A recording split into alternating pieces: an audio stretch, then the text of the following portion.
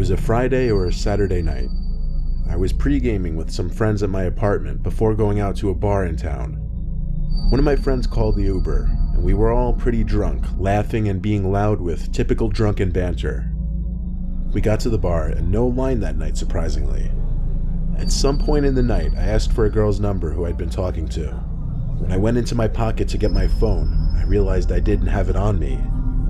I checked all my pockets and confirmed this. I tried retracing my steps in the bar and asked each bartender if someone turned in a phone. I didn't remember even using my phone the whole time I'd been out though. I stepped outside the bar with one of my friends to use his phone to call mine. Someone picked up on the other end. I heard the fiddling of the phone, but they didn't say anything. I said, "Hi, where'd you find this phone?" Just breathing on the other end. I asked them if they were at the bar, but they hung up on me. I looked at my friend and tried calling again. Went straight to voicemail though.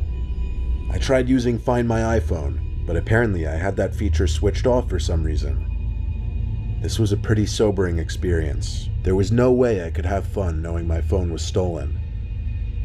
My friends told me just worry about it tomorrow, go to the police station and get their help in tracking it. I went home early that night. I put a couple slices of bread in the toaster before bed and found my phone on the kitchen counter.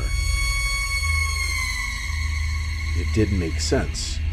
I signed into it and checked my recent calls, and indeed, someone accepted the call and it lasted for 25 seconds.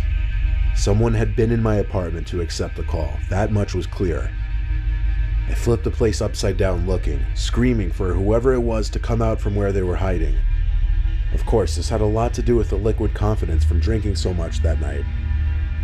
I finally called the cops, but considering there was no real proof of any forced entry, and places to hide are basically non-existent in this apartment, they couldn't do anything besides a police report.